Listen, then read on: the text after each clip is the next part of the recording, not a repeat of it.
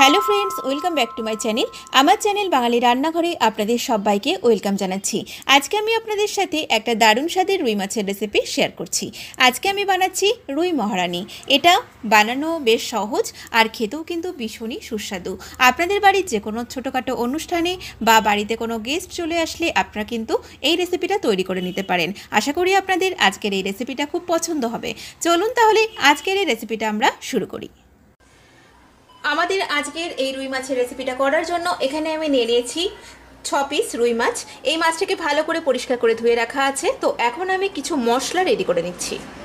প্রথমেই একটা ভাজা মশলা রেডি করে নিচ্ছি। এখানে আমি নিয়ে নিয়েছি 1 চামচ জিরে, গোটা জিরে, 1 চামচ মৌরি আর 1 চামচ গোটা ধনে। তো শুকনো গরম কড়াইতে এগুলোকে ফ্রাই করে নিচ্ছি।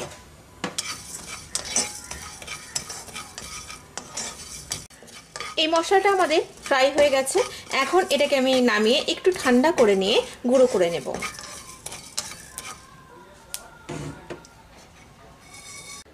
আমাদের এই ভাজা মশলাটা গুঁড়ো করা হয়ে গেছে। তো এবারে আমি আরও একটা মশলার পেস্ট রেডি করে নিচ্ছি। একটা মিক্সার গ্রাইন্ডারের জারের মধ্যে নিয়ে নিলাম আমি একটা মিডিয়াম সাইজের পেঁয়াজ, নিয়ে নিচ্ছি 1 ইঞ্চি মতো আদার টুকরো, প্রায় 5টা থেকে 6টা রসুন, নিয়ে নিলাম 5টা কাঁচা লঙ্কা। ঝালের পরিমাণটা নিজেদের স্বাদ মতো অ্যাড করবেন।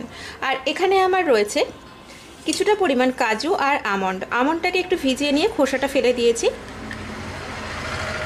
এখানে 6টা মতো আমন্ড নিয়েছি আমি, আর কাজু নিয়েছি প্রায় 6টা থেকে 7টা।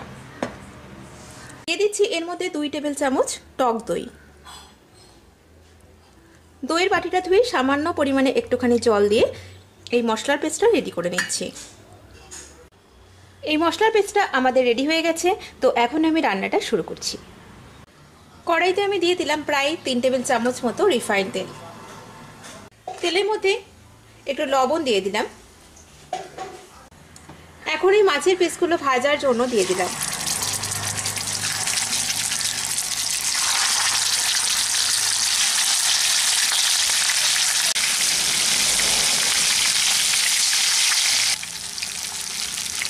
মাছগুলো আমাদের ভাজা হয়ে গেছে। মাছগুলোকে আমি হালকা করে ভেজে নিয়েছি।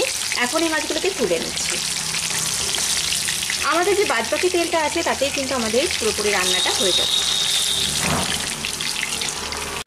এবারে এই যে বাদবাকি তেলটা রয়েছে এর মধ্যে আমি দিয়ে দিচ্ছি 1 টুকরো দারচিনি, 3টে ছোটো এলাচ আর একটা বড় এলাচ। ফোড়নটা কয়েক সেকেন্ড ভাজা হয়ে যাওয়ার পরে এর মধ্যে দিয়ে দিলাম একটা মিডিয়াম সাইজের কুচানো পেঁয়াজ। পেঁয়াজটাকে হালকা করে ভেজে নিচ্ছি।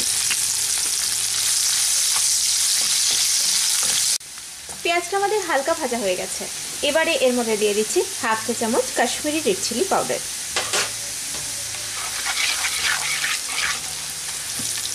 এখন এর মধ্যে আমি যে মশলার পেস্টটা রেডি করে নিয়েছিলাম সেটা দিয়ে দিলাম। মিক্সির জারটাকে দিয়ে সামান্য একটু জল দেব।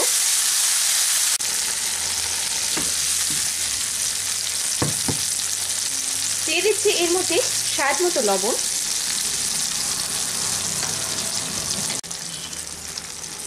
আর দিয়ে দিচ্ছি 1/4 চা চামচ মতো কয়েকটা দানা চিনি। এখন এই মশলাটাকে ভালো করে তেলের মধ্যে কষিয়ে নেব। মশলাটা আমাদের কষানো হয়ে গেছে। দেখুন খুব সুন্দর একটা মশলার কালার চলে এসেছে। তো এবারে আমি এর মধ্যে এই যে ভাজা মশলাটা করে নিয়েছিলাম এখান থেকে 1/2 চামচ দিয়ে দিলাম।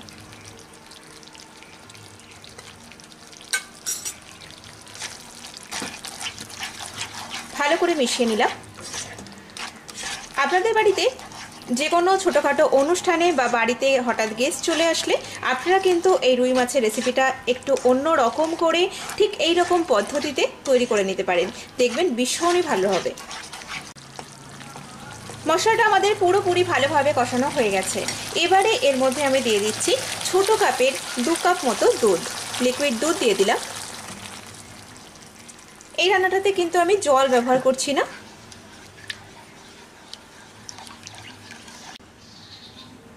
এটা একটু ফুটে উঠলে আমি এর মধ্যে ভেজে রাখা মাছগুলো দিয়ে দেব। ঝোলটা আমাদের বেশ ফুটে গেছে। এবারে এর মধ্যে আমি এই ভেজে রাখা মাছগুলোকে দিয়ে দিচ্ছি। মাছগুলোকে দিয়ে এটাকে আমি প্রায় 4 থেকে 5 মিনিট ফুটিয়ে নেব। প্রায় 5-6 মিনিট হয়ে গেছে, এটা ঢাকা দেওয়া রয়েছে। দেখুন গ্রেভিটা কিন্তু আমাদের বেশ ঘন হয়ে গেছে। মাঝখানে এটাকে আমি একবার নেড়েও দিয়েছিলাম। তো এই মাছের রেসিপিটা কিন্তু আমাদের প্রায় হয়ে এসেছে। এবারে আমি এর মধ্যে দিয়ে দিচ্ছি যে ভাজা মশলাটা রেডি করে নিয়েছিলাম, সেখান থেকে হাফ চা চামচ দিয়ে দিলাম। আর দিয়ে দিচ্ছি হাফ চা চামচ চিলি ফ্লেক্স। সবশেষে এর মধ্যে আমি কিছুটা পরিমাণ কাসুরি মেথি দিয়ে দিলাম। আর এটাকে আমি হালকা হাতে একটু নেড়ে দিয়ে গ্যাসটা বন্ধ করে দিচ্ছি। 10 মিনিট মতো এটাকে একটু ঢাকা দিয়ে রেখে তারপরে সার্ভ করব। এটা আমাদের সার্ভ করার জন্য পুরোপুরি রেডি। রেসিপিটা দেখে বুঝতে পারছেন এটা কতটা সুস্বাদু হয়েছে। তো আমার আজকের এই ভিডিওটা যদি আপনাদের ভালো লেগে থাকে তাহলে প্লিজ আমার ভিডিওটাতে লাইক করবেন, শেয়ার করবেন আর আমাকে কমেন্ট করে জানাবেন রেসিপিটা আপনাদের কেমন লেগেছে। আর অবশ্যই নিত্য নতুন রেসিপি পাওয়ার জন্য আমার চ্যানেলটিকে সাবস্ক্রাইব করবেন। সবাই ভালো থাকবেন, সুস্থ থাকবেন। আমি আবারও হাজির হব নতুন কোনো রেসিপি নিয়ে। নমস্কার।